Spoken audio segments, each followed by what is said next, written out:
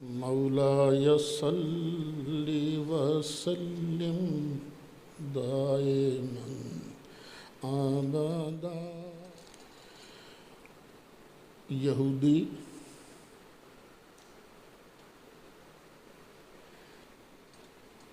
یہ حضرت یعقوب علیہ السلام کی اولاد ہیں۔ حضرت یعقوب علیہ السلام کو اسرائیل بھی کہتے ہیں نا، تو یہ بنے بنی اسرائیل۔ ان کا یہ دعویٰ تھا یعقوب علیہ السلام نے ہمیں کہا تھا یہودی بن کے رہنا ہے، ان کی نصیحت یہ تھی، اس لیے ہم تو یہودی ہیں۔ اور شرک وغیرہ بھی وہ حضرت یعقوب علیہ السلام کی طرف ہی انہوں نے منسوب کی ہے۔ اس بات کی اللہ تردید فرما رہا ہے۔ اللہ فرماتا ہے جھوٹ کیوں بولتے ہو کہ یعقوب علیہ السلام نے ہمیں مرتے وقت یہ کہا تھا، کیوں جھوٹ بولتے ہو؟ ام کنتم شہداء، کیا تم اس وقت موجود تھے اذ حضر یعقوب الموت، جب موت حضرت یعقوب علیہ السلام کے پاس حاضر ہوئی، یعنی جب انہیں موت آئی، کیا تم اس وقت وہاں تھے؟ اب ذرا آپ کے لیے مشکل نہ لفظ ہو جائیں، یہ ام جو ہے منقطع بھی ہوتا ہے، متصلہ بھی ہوتا ہے۔ ایک معنی یہ ہے کیا تم اس وقت موجود تھے، دوسرا معنی یہ بھی ہو سکتا ہے کیوں تم جھوٹ کر رہے ہو؟ جب یعقوب علیہ السلام کو موت آئی تھی اس وقت تمہارے باپ دادا تو ان کے پاس تھے نا، اور انہوں نے تمہیں بتایا ہے، تمہیں پتہ ہے، انہوں نے یہ نہیں کہا تھا کہ شرک کرنا۔ جو آگے یعقوب علیہ السلام نے کہا ہے وہ تو میں آگے بعد میں عرض کروں گا۔ پہلے یہ سمجھ لیجئے کہ حضرت یعقوب علیہ السلام پر موت آئی۔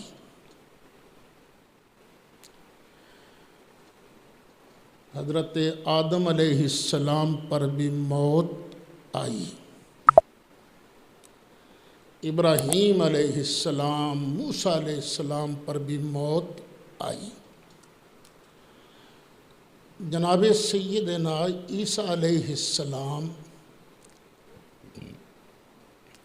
وہ آسمانوں پر زندہ موجود ہیں۔ جب وہ تشریف لے آئیں گے، اپنا وقت گزار لیں گے، تو پھر ان پر بھی موت آئے گی۔ خود ہمارے آقا و مولا صلی اللہ علیہ وسلم پر بھی موت آئی۔ میں اس کو ذرا زور دے کے بیان کرنا چاہتا ہوں، وہ اس لیے کہ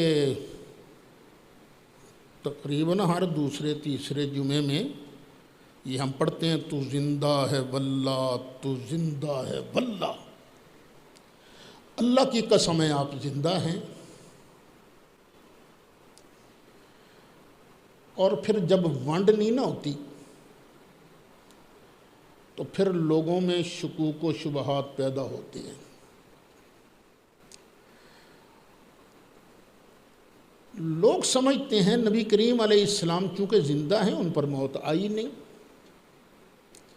بھئی نہیں، یہ بنیادی مسئلہ ہے، سرکار پر موت آئی ہے۔ یہ ہمارے مخالفین بھی الزام لگاتے رہتے ہیں، دیکھو جی دیکھو جی دیکھو جی کرتے رہتے ہیں۔ وہی 2 سال پہلے بول ٹی وی پر ایک مکالمہ ہوا تھا اس وقت سے بہت زیادہ شور مچا تھا۔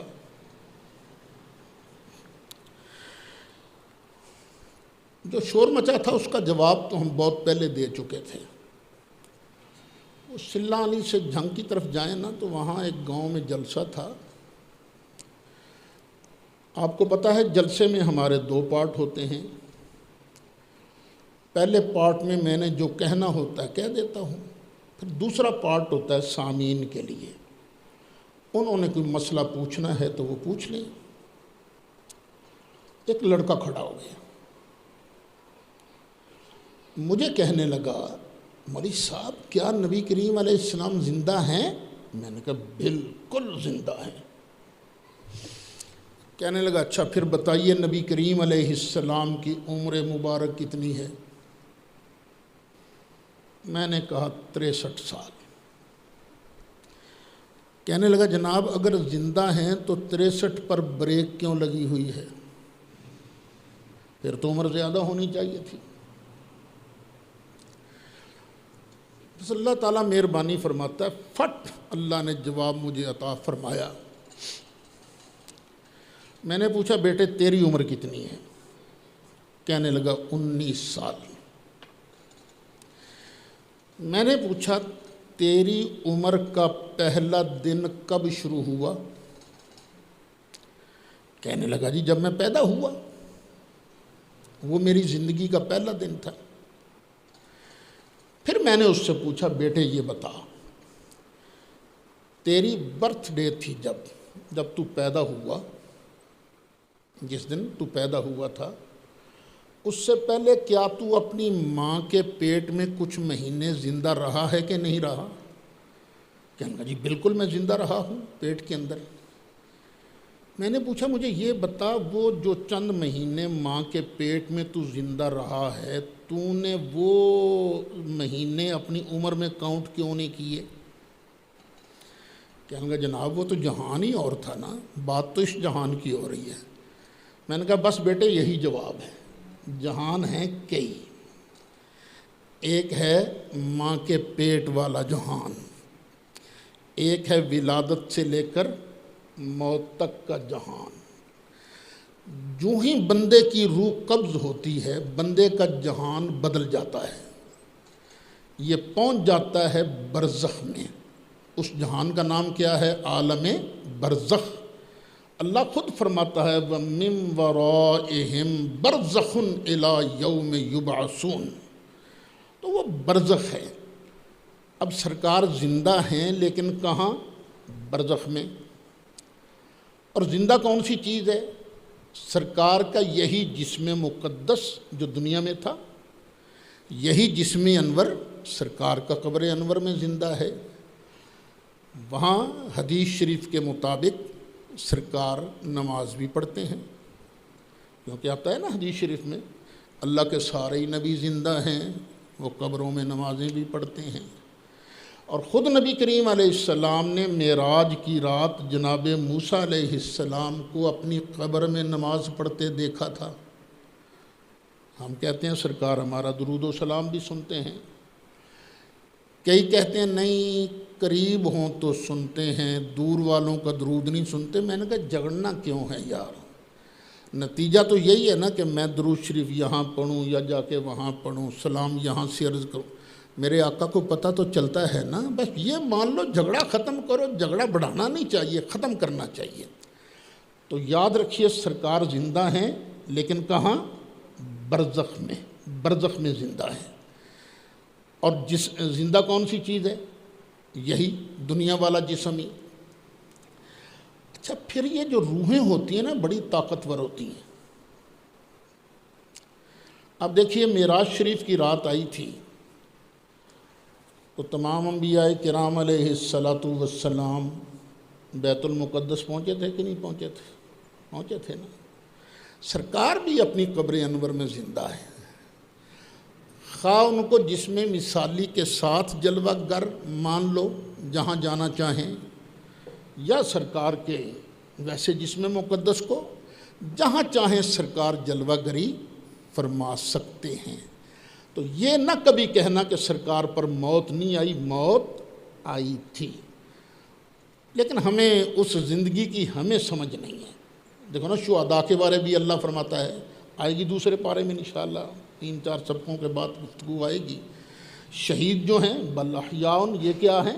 زندہ ہیں، ولکن لا تشعرون، لیکن ہمیں ان کی زندگی کی سمجھ نہیں ہے۔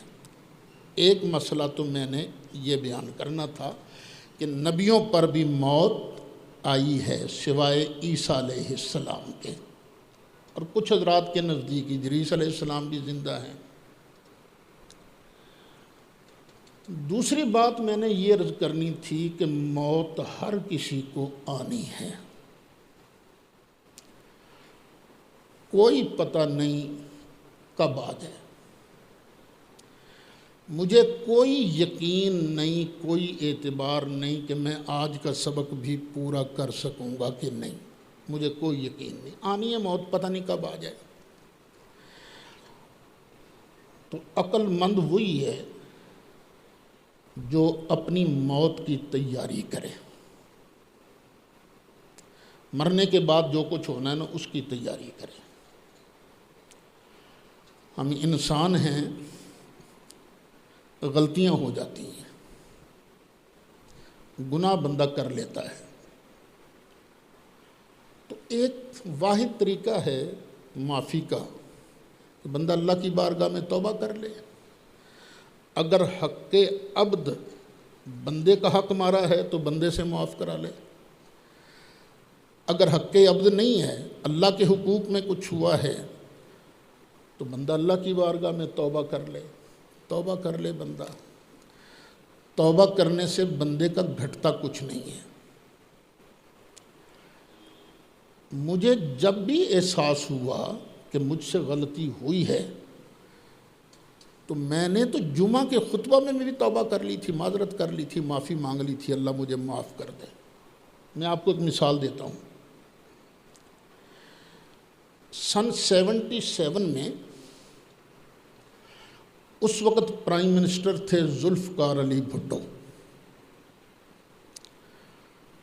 ہم نے ان کے خلاف تحریک چلائی جس کا نام تھا تحریک نظام مصطفیٰ صلی اللہ علیہ وسلم۔ لوگوں نے جانیں بھی قربان کی، سب کچھ کیا، ہم نے بھی، میں خود جیل میں رہا ہوں، جیل میں تھا۔ آج سن 77 کی آج کی تاریخ کو میں جیل میں تھا۔ پولیس والوں نے مارا بھی بڑا تھا ہمیں، بڑے سخت لفظ بھی انہوں نے کہے تھے۔ اچھا وقت گزر گیا، بھٹو کو پھانسی ہو گئی۔ بعد میں پتہ چلا یہ تحریک چلوانے والا امریکہ تھا۔ کیوں؟ اس لیے کہ بھٹو نے ایٹم بم بنانے کی بنیاد رکھ دی تھی اور امریکہ اس کو نشان عبرت بنانا چاہتا تھا، اور پھر بھٹو نے ہی قادیانیوں کو کافر قرار دلوایا تھا۔ اگر وہ تعاون نہ کرتا تو قادیانیوں کو کبھی کافر اسمبلی ڈکلیئر نہ کرتی۔ یہ تو حضرت مولانا نورانی صاحب رحمۃ اللہ علیہ اور دوسرے جو اسمبلی میں علماء تھے ان کی حکمت عملی تھی کہ انہوں نے سب کو ساتھ ملا کر کام شروع کیا تھا، اور قادیانی بھی مخالف تھے بھٹو کے، اور وہ تحریک کے پیچھے، حالانکہ کیا مولوی صاحبان دوسرے تحریک چلا رہے ہیں، تصور بھی نہیں ہو سکتا تھا کہ پیچھے قادیانی بھی ہوں گے۔ وہ بڑے طریقوں سے کام کیا جا سکتا ہے نا۔ تو جب مجھے احساس ہوا تو میں نے جمعہ کے خطبہ میں سب لوگوں کو گواہ بنا کے کہا تھا، گواہ بن جانا، مجھ سے غلطی ہوئی کہ میں اس تحریک کا حصہ بنا جس کے پیچھے امریکہ کے پیسے چل رہے تھے، ڈالر چل رہے تھے۔ میں اللہ سے بھی معافی مانگتا ہوں، آپ سے بھی معافی مانگتا ہوں۔ تو میری یہ عادت ہے کہ میں معافی مانگ لیتا ہوں۔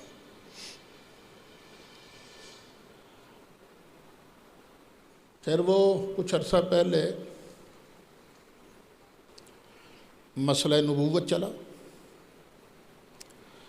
الحمدللہ میں نے کسی موقع پر کوئی ضد نہیں کی کسی موقع پر، جو مجھے سمجھ آتا تھا میں نے وہی کیا۔ دوسرے علماء تو بات ہی نہیں سنتے تھے، بڑے علماء جو ہیں، اس کا تو مجھے افسوس رہے گا کہ کاش وہ بات سنتے، سناتے، سمجھاتے۔ پھر اللہ تعالیٰ نے خود ہی کرم کیا، میں رویا تھا اللہ کی بارگاہ میں، مزار شریف پر بھی حاضر ہوا، پھر اللہ کی بارگاہ میں رویا، رب العالمین وہ طریقہ تو سمجھا مجھے کہ میں اس کرائسس سے نکل سکوں۔ تو اللہ تعالیٰ نے وہ طریقہ سمجھا دیا، جب مجھے سمجھ آ گیا ہم نے وہ لکھ کر دے دیا، اس رجوع کرنے میں کوئی ہم نے آر محسوس نہیں کی۔ اور پھر بھی میرا اعلان ہے کہ اب بھی اگر کوئی کسر رہ گئی ہے باقی، تو یہ میرے استاد ہیں سید حسین الدین شاہ صاحب پنڈی والے، اللہ ان کا سایہ سلامت رکھے، اور کراچی میں مفتی منیب الرحمن صاحب ہیں، ہماری تنظیم المدارس اہل سنت کے وہ صدر ہیں۔ وہ مجھے کہیں بھی تیری یہ غلطی ہے تو میں بحث بھی نہیں کروں گا، چپ کر کے سائن کر دوں گا۔ وہ توبہ کا کہیں گے تو توبہ کروں گا۔ توبہ کرنے سے بندے کا گھٹتا کچھ نہیں ہے۔ تو عرض یہ کر رہا تھا کہ غلطی ہو جائے تو بندے کو توبہ کرنی چاہیے۔ پھر ایک اور واقعہ ہوا تھا یہیں اسی جگہ، مسئلہ تھا اعانت و استعانت کا۔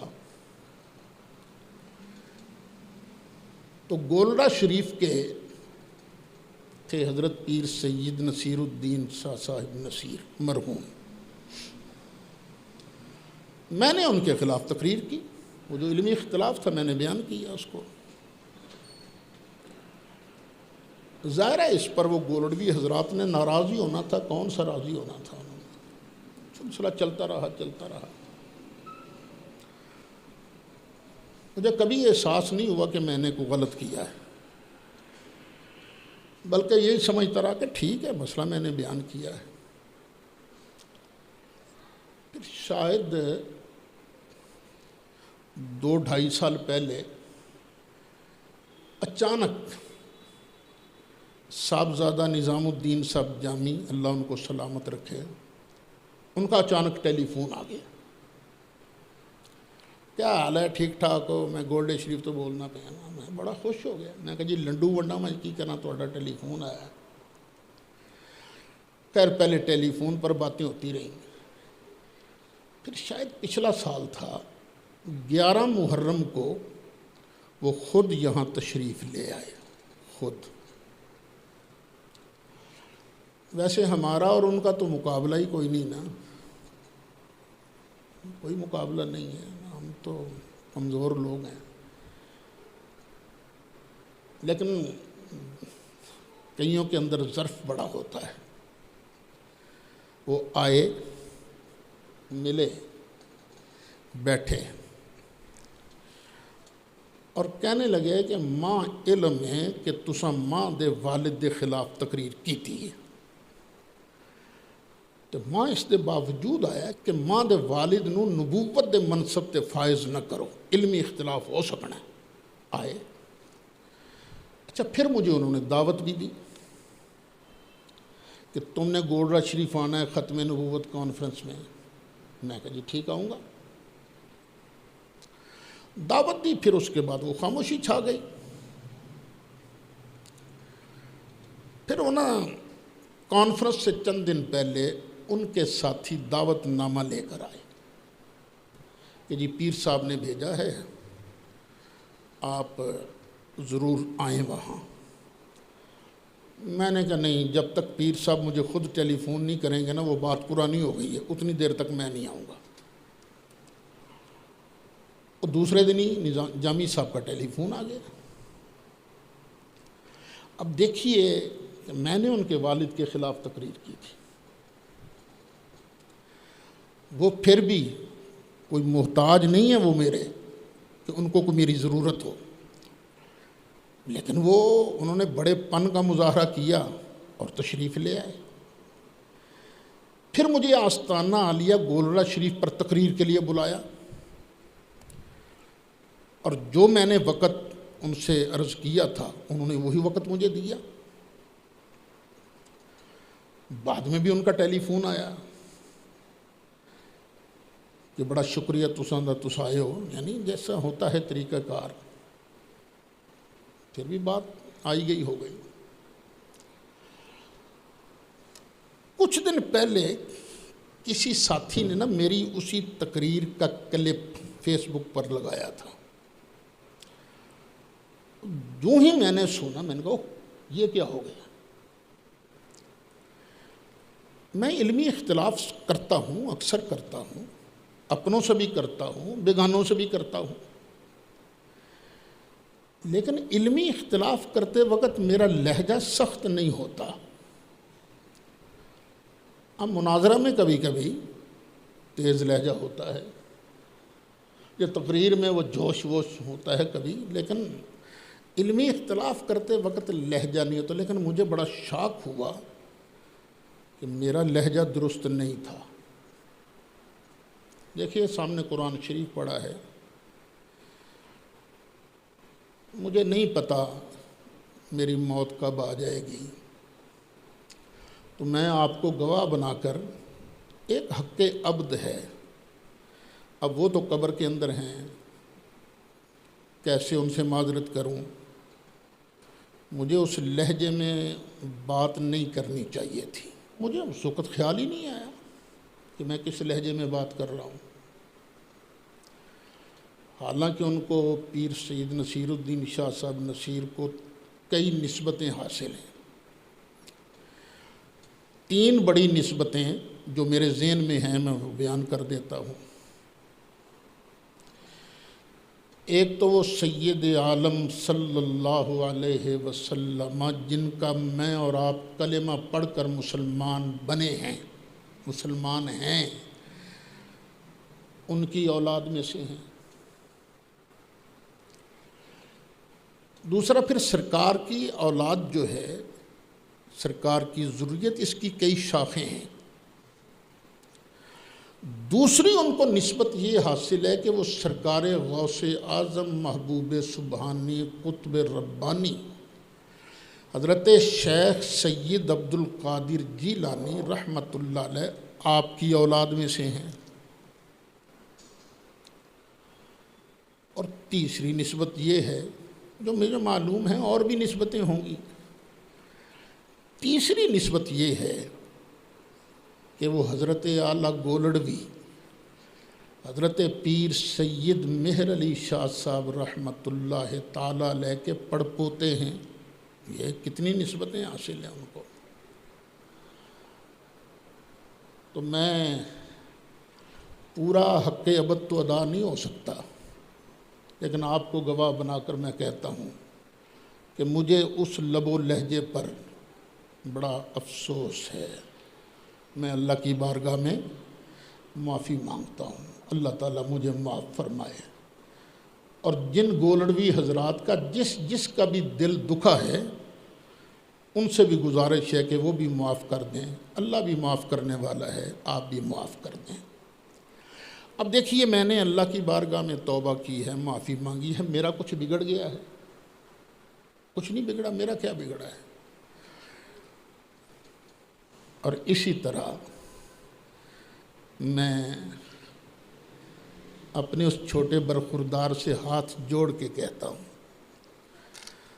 خدا کے لیے ضد نہ کر، نہ ضد نہ کر۔ یہ بہت بڑی بارگاہ ہے جہاں آپ نے ہاتھ ڈال دیا ہے۔ شاید آپ نے جان بوجھ کر نہیں کہا، بس وہ جوش بیان میں آپ کی منہ سے نکل گیا، ہمارے منہ سے بھی باتیں نکل جاتی ہیں، لیکن وہ بارگاہ بڑی بارگاہ ہے، اور اتنی بڑی بارگاہ ہے کہ آپ نے خود تسلیم کیا ہے کہ میں خطا کی نسبت کو سیدہ زہرا طیبہ طاہرہ کی طرف کرنا جائز نہیں سمجھتا۔ جب یہاں تک آپ نے کہہ دیا ہے تو خدا کے لیے اپنی دنیا بھی مت بگاڑو، اپنی آخرت بھی مت بگاڑو۔ اتنی سی بات کہنی ہے، اتنی سی بات کہ یہ جو میں نے خطا کی نسبت کی تھی سیدہ پاک کی طرف، یہ مجھ سے خطا ہوئی ہے، اللہ تعالیٰ مجھے معاف فرمائے، میں اس کی بارگاہ میں توبہ کرتا ہوں۔ بس اتنی بات ہے، یہ آواز ان تک پہنچے گی، میں ان کو پیغام دے رہا ہوں۔ اگر وہ توبہ نہیں کرتے تو پھر ہم کیا کر سکتے ہیں سوائے اس کے کہ آپ سے عرض کریں کہ بھائی صاحب برخوردار، بس پھر ہمیں مناظرہ کی تاریخ دے دو، لیٹ نہ کرو۔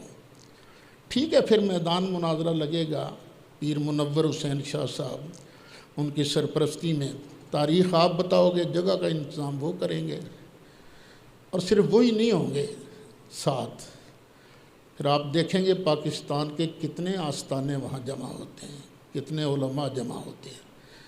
لیکن وہ مناظرہ کر کے یہ تو ہوگا کہ الحمدللہ ہم نے سیدہ زہرا پاک کی گدائی کی ہے، لیکن آپ کے اڑنے کی ہمیں خوشی نہیں ہوگی۔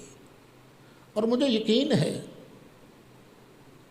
مجھے پتہ ہے میں نے بات کس طرح کرنی ہے، کہ دوسری ٹرن کی باری نہیں آئے گی، دوسری ٹرن کی باری نہیں آئے گی، ہم مناظرہ جیت جائیں گے لیکن ہمیں پھر خوشی نہیں ہوگی، افسوس رہے گا کہ ہمارا ایک ساتھی وہ ضائع ہو گیا۔ تو میں پھر کہتا ہوں کہ خدا کے لیے ضد نہ کرو، اپنے آپ پر بھی رحم کرو اور اہل سنت پر بھی رحم کرو۔ پھر بات شروع ہوئی تھی، ام کنتم شہداء اذ حضر یعقوب الموت۔ دو ترجمے میں نے اس کے کیے ہیں نا، وہ دونوں ذہن میں رکھنا۔ اذ قال لبنیہ ما تعبدون من بعدی، جب کہا یعقوب نے اپنے بیٹوں کو، کس کی عبادت کرو گے تم لوگ میرے بعد؟ بتاؤ تم لوگ میرے بعد کس کی پرستش کیا کرو گے؟ قالو، وہ بولے، نعبد الہک، دھیان پورا قرآن شریف کی طرف رہے، نعبد الہک، ابا جان جو آپ کا معبود ہے نا، جو آپ کا معبود ہے اسی کی ہم عبادت کریں گے۔ آگے کیا فرمایا؟ وَإِلَٰهَ آبَائِكَ، اور جو آپ کے آبا کا معبود ہے، آبا جمع ہے اب کی۔ اب آبا کون کون سے ہیں؟ ابراہیم و اسماعیل، اور اسماعیل، و اسحاق، اور اسحاق، جو آپ کے ان آبا کا معبود ہے ہم اسی کی عبادت کریں گے۔ الہم واحدہ، وہ ایک الہ ہے، ایک معبود ہے۔ وَنَحْنُ لَهُ مُسْلِمُونَ، اور ہم سب اسی کی بارگاہ میں سر جھکانے والے ہیں۔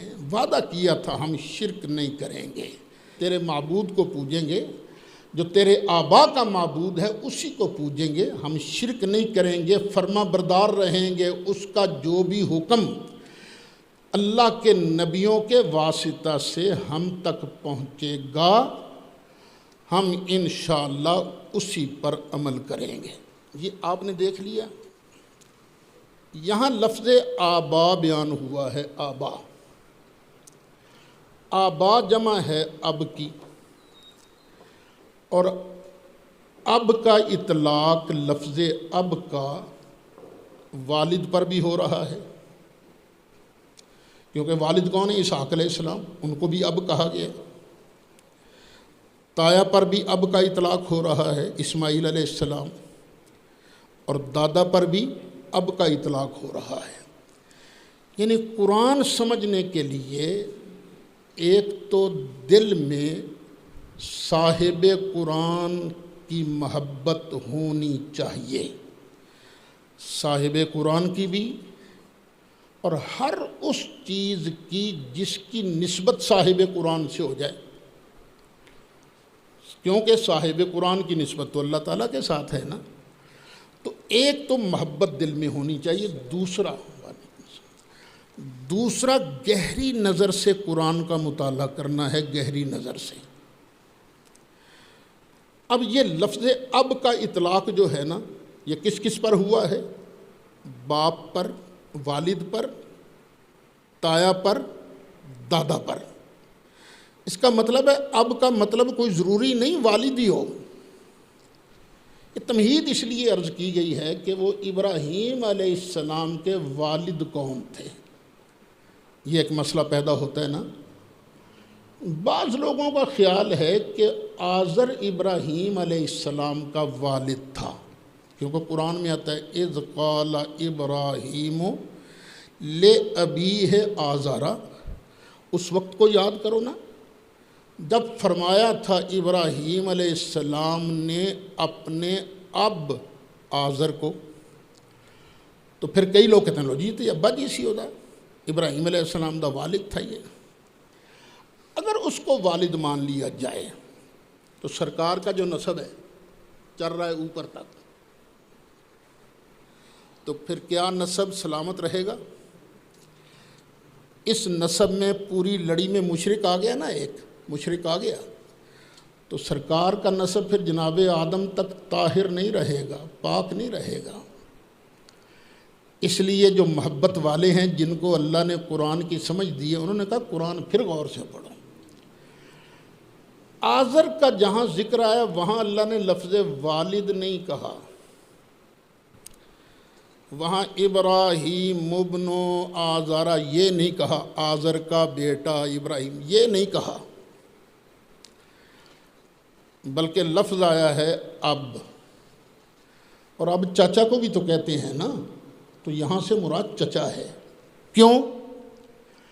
اس لیے کہ جہاں ابراہیم علیہ السلام نے اللہ کی بارگاہ میں بخشش کی دعا مانگی ہے، وہاں لفظ اب نہیں بولا، وہاں لفظ والد بولا ہے۔ آپ نماز پڑھتے ہو نا، نماز کے اندر دعا بھی مانگتے ہو، رب اجعلنی مقیم الصلاۃ ومن ذریتی ربنا وتقبل دعا ربنا اغفر لی والدیہ۔ یہاں لفظ اب کیوں نہیں بولا جا رہا؟ یا اللہ میرے والدین کو بخش دے، یہ بخشش کی دعا والدین کے لیے کی جا رہی ہے، یہ کیوں کیا جا رہا ہے؟ اس لیے تاکہ سمجھ والوں کو سمجھ لگ جائے یہ آزر ابراہیم علیہ السلام کا والد نہیں تھا بلکہ یہ چچا تھا، اور چچا کو اب عربی زبان میں کہتے ہی ہیں تلک امت قد خلت۔ اب اللہ فرما رہا ہے یہودیوں، وہ جو تمہارے باپ دادا تھے نا، وہ ایک گروپ تھے، وہ ایک امت تھے، قد خلت وہ گزر گئے، وہ امت گزر گئی، اور تم سوچو تم کیا ہو؟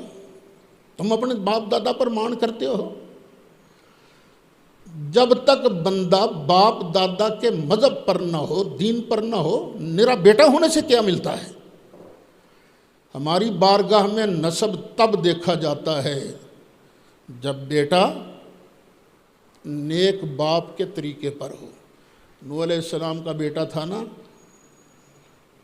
تو اللہ نے کیا کہا تھا؟ اِنَّهُ لَيْسَ مِنْ أَهْلِكَ، پیارے نوح تیرا بیٹا ہی کیوں نہ ہو، یہ تیرے اہل میں سے نہیں ہے۔ تو یہودیو تم کیا چیز ہو؟ وہ امت تو گزرنی تھی، گزر گئی، لہا ما کسبت، اس کے لیے، اس امت کے لیے وہ ملے گا جو انہوں نے کمائی کی، ان کی محنت کا ثواب انہیں ملے گا۔ وَلَكُمْ مَا كَسَبْتُمْ، اور تمہیں وہ ملے گا جو تم نے محنت کی ہے۔ یہ یاد رکھنا، بغیر ایمان لائے تمہیں ان کی ذریت میں ہونے سے کوئی فائدہ نہیں پہنچے گا، اس لیے ہمارے محبوب پر ایمان لاؤ۔ وَلَا تُسْأَلُونَ عَمَّا كَانُوا يَعْمَلُونَ، اور جو وہ کرتے تھے نا تمہارے باپ دادا، تم سے ان کے بارے نہیں پوچھا جائے گا۔ بس انہوں نے جو کیا تھا ان سے ہمارا معاملہ الگ، جو تم کرو گے تم سے تمہارے کرتوتوں کے بارے پوچھا جائے گا۔ پاکستان میں، انڈیا میں فتنے پھیلتے ہی رہتے ہیں، نیا فتنہ نیا فتنہ نیا فتنہ۔ کچھ لوگ اس آیت کو دلیل بناتے ہیں، پھر ترجمہ سن لو اس کو۔ تلک امت قد خلت، یہ امت گزر گئی، لہا ما کسبت، اس امت کو وہ ملے گا جو انہوں نے کمایا، وَلَكُمْ مَا كَسَبْتُمْ، اور تمہیں وہ چیز ملے گی جو تم کرو گے، جو تم کماؤ گے۔ لوگ کہتے ہیں یہ تمہیں تمہاری محنت ملے گی، کسی اور کی محنت کا پھل تمہیں نہیں ملے گا۔ جو پیچھے گزر چکے ہیں باپ دادا، ان کو ان کی محنت کا پھل ملے گا، تمہاری محنت کا پھل نہیں انہیں ملے گا۔ تسی ختمہ دا کی ٹونگ رچایا ہے، یہ ختم کہاں سے آ گیا، یہ سارے ثواب کہاں سے آ گیا، جب قرآن کہتا ہے لہا ما کسبت ولکم ما کسبتم، تو قرآن کی روح سے کسی مردے کو تمہاری محنت کا ثواب نہیں ملے گا۔ مثلا میں ان کی دلیل سمجھا رہا ہوں۔ دیگ پکائی میں نے، غریبوں میں بانٹ دی اللہ کی رضا کے لیے، یہ کس کی محنت ہے؟ میری۔ کس کی کمائی ہے؟ میری۔ اس کا ثواب مجھے تو ملے گا۔ وہ جو میرے اوپر ہیں یا کوئی اور آدمی ہے، یا اللہ اس کا ثواب فلاں حضرت صاحب کو بھیج دے، فلاں مولوی صاحب کو بھیج دے، ان کی تو محنت ہی نہیں، تمہاری محنت کا ثواب ان کو کیسے ملے گا؟ یہ ہے سوال۔ اب سمجھ میں آ گیا نا؟ تو اس سوال کو اچھی طرح ذہن نشین کر لو۔ یہ باقاعدہ کتاب لکھی گئی ہے، شاید نام اس کا یہ ہے ایصال ثواب اور قرآن کو اس طرح کا نام، بہت عرصہ پہلے پڑھی تھی۔ صرف یہی آیت نہیں، وہ اور آیتیں بھی پڑھتے ہیں۔ یہی سورۃ بقرہ کی آیت نمبر 139 نکالو۔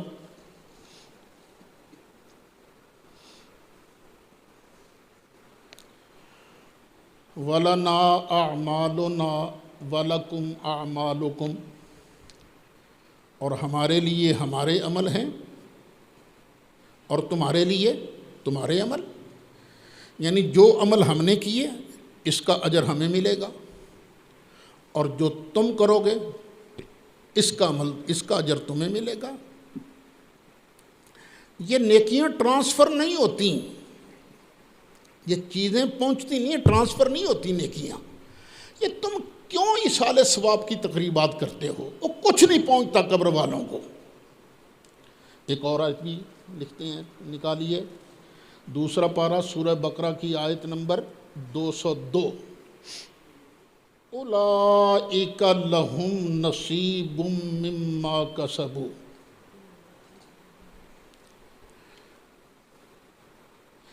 انہی کو ملے گا حصہ، کس میں سے؟ جو انہوں نے کمایا ہے۔ یعنی ہر بندے کو اپنی کمائی ملنی ہے، کسی اور کی نہیں۔ وہ یہ بھی آیت پڑھتے ہیں۔ پھر ایک اور آیت بھی پڑھتے ہیں، 27واں پارہ سورہ طور آیت نمبر 16۔ انما تجزون ما کنتم تعملون، انما تجزون، بے شک تمہیں جزا دی جائے گی، بدلہ دیا جائے گا، کس کا؟ ما کنتم تعملون، جو تم کرتے ہو، جو تم کرتے رہے ہو تمہیں اس کا اجر ملے گا، کسی اور کی کمائی تمہیں نہیں ملے گی، کسی اور کی محنت تمہارے حصے میں نہیں آئے گی۔ پھر ایک اور آیت بھی پڑھتے ہیں وہ وَأَن لَيْسَ لِلْإِنسَانِ إِلَّا مَا سَعَى، 27واں پارہ سورۃ النجم آیت نمبر 39، اور یہ کہ آدمی نہیں پائے گا مگر اپنی کوشش۔ یہ کتنی آیتیں بن گئیں جو وہ پیش کرتے ہیں؟ 5 آیتوں سے استدلال کرتے ہیں۔ دیکھو قرآن یہ کہہ رہا ہے ہر بندے کو صرف اپنی کمائی ملے گی، اپنی محنت ملے گی، کسی اور کی کمائی نہیں ملے گی۔ یہ ہے ان کے دلائل کا خلاصہ، بس یہی ان کی پونجی ہے۔ اچھا، ان کو غلطی کہاں سے لگی؟ 2 چیزیں ہیں، ایک ہے اللہ کا عدل اور ایک ہے اللہ کا فضل۔ اللہ کا عدل یہی ہے کہ میں نے جتنی محنت کی اتنا مجھے اجر ملے گا، جتنی تم نے محنت کی تمہیں اجر ملے گا، جتنی زید نے محنت کی اتنا ہی اس کو اجر ملے گا۔ یہ ہے اللہ کا عدل، جتنا کیا اتنا مل گیا۔ لیکن ایک ہے اللہ کا فضل۔ اللہ کا فضل کیا ہے؟ کیا تھوڑا اجر مل گیا زیادہ چوکھا، یا کیا کچھ نہیں اللہ نے اپنے فضل سے دے دیا۔ یہ ہے اللہ کا فضل۔ اور یہ یاد رکھ لینا، یہ جو مسئلہ ایصال ثواب ہے نا، اس کا تعلق اللہ کے عدل سے نہیں، اس کا تعلق میرے اللہ کے فضل سے ہے، فضل سے۔ اور یہ جو اللہ کا فضل ہے، اللہ کے فضل سے تو قرآن کی آیتیں بھری پڑی ہیں، سنتے جاؤ۔ آیت ہے نا 8واں پارہ سورہ انعام آیت نمبر 160، من جاء بالحسنۃ فلہ عشر امثالہا، جو آدمی ایک نیکی لائے گا اس کے لیے اس جیسی کتنی ہیں؟ 10۔ ایک کے بدلے اللہ کیا دے گا؟ 10۔ اگر اللہ تعالیٰ کا عدل دیکھیں تو ایک کے بدلے کیا ملنا چاہیے تھا؟ 1۔ لیکن اللہ کیا فرما رہا ہے؟ میں ایک کے بدلے کیا دوں گا؟ 10۔ یہ جو اوپر والی ہے نا، یہ اللہ کا فضل ہے۔ تو ایصال ثواب کا تعلق اللہ کے عدل سے نہیں، اللہ کے فضل سے ہے۔ دوسری آیت، 3واں پارہ سورۃ بقرہ آیت نمبر 261 دیکھو، مثل الذین ینفقون اموالہم فی سبیل اللہ، 261 ہی ہے نا۔ مثل الذین ینفقون اموالہم فی سبیل اللہ، مثال ان لوگوں کی جو اپنے مالوں کو اللہ کی راہ میں خرچ کرتے ہیں، کمثل حبۃ، ایک دانے کی طرح ہے، ایک دانہ، انبتت 7 سنابل، اگایا اس دانے نے 7 سٹوں کو۔ یہ ترجمے والا قرآن شریف ہے نا آپ کے پاس، تو انبتت کا معنی کیا لکھا ہے؟ اگایا اس نے ہے، دانے نے اگایا کتنے سٹوں کو؟ 7 سٹوں والوں کو۔ اور دیکھو یہ کیا بن رہا ہے، اگانے والا کون ہے؟ دانا اگانے والا ہے یا اللہ اگانے والا ہے؟ اللہ اگانے والا ہے نا۔ لیکن اب دیکھیے اگانے والے فعل کی نسبت کس کی طرف ہو رہی ہے؟ ایک سبب کی طرف۔ میں نے آپ کو بتایا تھا نا، ایک ہوتی ہے حقیقت، ایک ہوتا ہے مجاز۔ یہ سبق میں ہی آیا تھی نا بات۔ جب فعل کی نسبت اصل فاعل کی طرف کی جائے تو وہ کیا ہوتی ہے؟ حقیقت۔ اور جب کسی سبب، کسی ریزن کی طرف کی جائے تو اسے مجاز کہتے ہیں۔ اصل اگانے والا اللہ ہے، لیکن سبب کون بن رہا ہے؟ دانا۔ اس لیے اگانے کی نسبت اس طرف کی گئی ہے۔ جب ہم کہتے ہیں نا سونے کرم کر دے. سرکار کی بارگاہ میں عرض کرتے ہیں سونے کرم کر دے. تو یہ حقیقت نہیں ہوتی، یہ مجاز ہوتا ہے. اصل میں کرم کرنے والا اللہ ہے. اصل میں جب کہیں گے نا یا اللہ کرم کر دے تو یہ کیا ہوگا؟ حقیقت. اگر اسی فعل کی نسبت ہم سرکار کی طرف کریں گے تو یہ کیا بن جائے گا؟ مجاز. لوگ اس فرق کو سمجھتے نہیں اور فٹ شرک کا فتویٰ لے کر ہمارے پیچھے پڑ جاتے ہیں. میں ایسے تو نہیں چیختا، آؤ خدا کے لیے آؤ شرک کی ایک متفق علیہ ڈیفینیشن کر لیتے ہیں. ہمارا شرک ہوگا، ہم چھوڑتے جائیں گے. اچھا خیر. انبتت سبع سنابل، اگائے اس ایک دانے نے 7 سٹے. فی کل سنبلۃ مئۃ حبہ، ہر سٹے میں ہیں 100 دانے. اب دیکھیے اللہ کا عدل کیا چاہیے تھا. تم نے ایک دانہ بویا، تمہیں اس کے بدلے ملتا ایک، لیکن اللہ ایک کے بدلے کتنا دے رہا ہے؟ 700. 7 سٹے، ہر سٹے کے اندر 100 دانہ، تو ایک کے بدلے کیا مل رہا ہے؟ 700. صرف 700 ہی نہیں، واللہ یضاعف لمن یشاء، اور جس کے لیے اللہ چاہتا ہے نا اس کو گنے کر دیتا ہے. گنے 700، 1400، 2100، 2800، 3500، 4200، 4900. یہ جس کے لیے اللہ چاہتا ہے گنے کر دیتا ہے. اوے حق تو تیرا ایک کا تھا، تو نے 1 روپے اللہ کی راہ میں دیا، تمہیں 1 کے بدلے 1 ملتا. لیکن اللہ تو فرماتا ہے سودا تمہیں ہم 1 روپے کا نہیں دیں گے، تمہیں کم از کم 700 کا سودا عطا فرمائیں گے. تو یہ کیا ہے؟ اللہ کا فضل ہے. ایصال ثواب کا تعلق عدل کے ساتھ نہیں، اللہ کے فضل کے ساتھ ہے. اور سن لیجئے،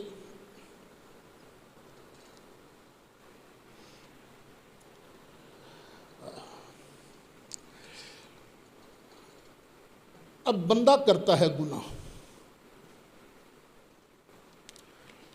تو عدل کیا ہے؟ ایک گناہ کیا تو پھینٹا کتنا لگے؟ ایک ہی پھینٹا لگنا ہے نا. قرآن خود کہتا ہے وہی من جاء بالحسنۃ فلہ عشر امثالھا نا، سورۃ انعام کی جو لکھی تھی آیت، پہلے وہی دیکھو. اسی کے آگے من جاء بالسیئۃ فلا یجزی الا مثلھا وہم لا یظلمون.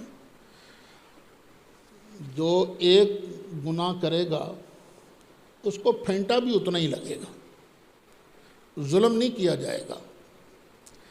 یہ نہیں کہ 1 روپیہ کسی کا مارا تھا تو اللہ اسے 2 روپے کی سزا دے دے، نہیں، 1 کی سزا ہی ملے گی بس. اچھا اب یہ بھی اللہ کا قانون ہے. اب نکالو سورۃ زلزال 30واں پارہ آیت نمبر 8. من یعمل مثقال ذرۃ شرا یرہ،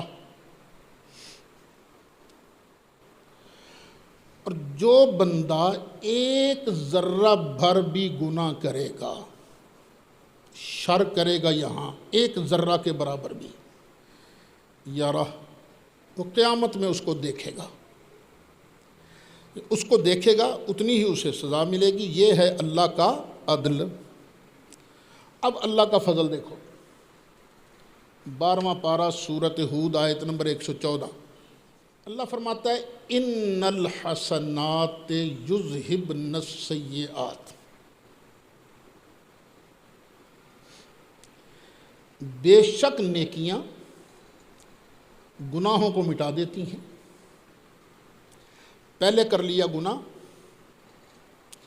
اب بعد والی نیکی پہلے گناہ کو مٹا دیتی ہے. وہ اللہ کا عدل ہے. 1 ذرہ بھی گناہ کیا تو دیکھو گے اتنا پھینٹا لگے گا. یہ ہے اللہ کا عدل. 1 گناہ ہو گیا، بعد میں نیکی کر لی تو بعد والی نیکی پہلے گناہ کو مٹا دیتی ہے. یہ کیا ہے؟ یہ اللہ کا فضل ہے. یہ اللہ کا فضل ہوتا رہتا ہے. ہم اللہ کے فضل کے طلبگار ہیں. وہ میں نے بتایا تھا آپ کو شاید حدیث شریف، کوئی بندہ بھی اپنے عملوں کی وجہ سے جنت میں نہیں جائے گا، ہر کوئی اللہ کے فضل سے جنت میں جائے گا۔ صحابہ کرام نے عرض کیا وَأَنْتَ یا رسول اللہ، آقا آپ بھی؟ فرمایا میں بھی تو اللہ کے فضل سے ہی جنت میں جاؤں گا نا۔ یعنی اللہ نے فضل فرمایا، سرکار کو وجود بخشا، اللہ نے فضل فرمایا، ختم نبوت کا تاج پہنایا، یہ اللہ کا فضل ہے، ان کو رحمت للعالمین بنایا، اللہ کا فضل ہے ان پر کہ ساری کائنات کے لیے تبارک الذی نزل الفرقان علی عبدہ لیکون للعالمین نذیرا، یہ سب اللہ کا فضل ہے نا، یہ اللہ کا فضل ہے۔ سرکار سے اللہ نے مقام محمود پر فائز کرنے کا وعدہ فرمایا، یہ سب اللہ کے فضل ہے نا۔ تو سرکار فرماتے ہیں ہم بھی اللہ کے فضل سے جنت میں جائیں گے، تو مجھے بھی آپ کو بھی اپنے عملوں پر مان نہیں کرنا چاہیے، بلکہ اللہ کے فضل اور اس کی رحمت پر بھروسہ کرنا چاہیے۔ اب نکالیے 19واں پارہ سورۃ فرقان آیت نمبر 70۔ اچھا اس میں نا پہلے ذکر ہے گناہ گاروں کا، ان کے عذاب کا۔ اب آگے اللہ فرماتا ہے اِلَّا مَنْ تَابَ وَآمَنَ وَعَمِلَ عَمَلًا صَالِحًا، مگر جس نے توبہ کر لی اور ایمان لے آیا اور اچھے عمل کیے، فَأُولَئِكَ يُبَدِّلُ اللَّهُ سَيِّئَاتِهِمْ حَسَنَاتٍ، تو اللہ ان کے گناہوں کو نیکیوں کے اندر کنورٹ کر دے گا، ان کے گناہوں کو نیکیاں بنا دے گا۔ وہ کیے تھے گناہ، 15 کروڑ گناہ کیے، بس سچے دل سے اللہ کی بارگاہ میں جھک گیا، اس کے محبوب علیہ السلام کی غلامی کا پٹا گلے میں ڈال لیا۔ اللہ کیا فرماتا ہے؟ اور تو نے 15 کروڑ گناہ کیے تھے نا، ہم 15 کروڑ کو 15 کروڑ نیکیوں میں بدل دیں گے۔ یہ کیا، یہ ہے نا اللہ کا فضل ہے نا، ہم تمہارے ان کے گناہوں کو نیکیوں کے اندر تبدیل کر دیں گے۔ تو یہ ہے اللہ کا فضل۔ ایصال ثواب کا تعلق جو ہے یہ عدل سے نہیں، اللہ کے فضل سے ہے۔ بس ایک سوال ہے اس پر، سوال سن لیجئے، جواب انشاءاللہ اگلے سبق میں اگر اللہ کو منظور ہوا۔ سوال یہاں یہ پیدا ہوتا ہے، آپ نے جتنی آیتیں پڑھی ہیں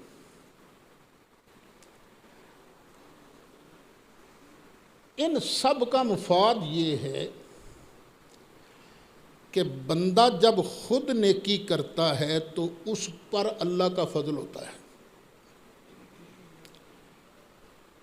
اب دیکھو نا، گناہ اس نے خود کیے تھے، نیکیوں میں کنورٹ ہو گئے۔ وہ گناہ کس نے کیے تھے؟ بندے نے۔ توبہ کس نے کی تھی؟ بندے نے۔ عمل صالح کس نے کیا؟ بندے نے۔ تو بندہ جو کرے اس کو اس کا فائدہ ملتا ہے، لیکن ایصال ثواب میں یہ تو نہیں ہوتا۔ ایصال ثواب میں تو یہ ہے مرنے والا تو قبر میں ہے اور محنت کرتے ہو تم پیچھے، ان کی محنت نہیں ان کے کام آ رہی، ان کی محنت ان کے کام آگے جو آنی تھی۔ اب یہ جو محنت ہے ایصال ثواب والی، قرآن پڑھنے والی، صدقہ خیرات کرنے والی، یہ محنت تو تمہاری ہے، تمہاری محنت کا فائدہ ان کو کیسے مل سکتا ہے؟ سوال سمجھ آ گیا؟ تو جواب انشاءاللہ کل، انشاءاللہ یعنی اگلا سبق، کل سے مراد ہے اگلا سبق، خلش نہ رہ جائے۔ اگر ان کی یہ بات مان لی جائے نا، پھر جنازہ پڑھنے کا فائدہ ہی کوئی نہیں۔ سوچ لو، یہ جنازہ پڑھتا کون ہے؟ مرنے والا یا بعد والے؟ بعد والے۔ تو کیا ہمارے جنازہ سے مرنے والے کو کوئی فائدہ پہنچتا ہے کہ نہیں پہنچتا؟ پہنچتا ہے۔ تو بھئی اگر کسی کی نیکی کسی مرنے والے کے کام ہی نہیں آ سکتی تو تم جنازہ پڑھتے کیوں ہو؟ بغیر جنازے ہی دب دیا کرو۔ اللہ تعالیٰ ہدایت نصیب فرمائے۔ مولا صلی وسلم دائماً ابدا۔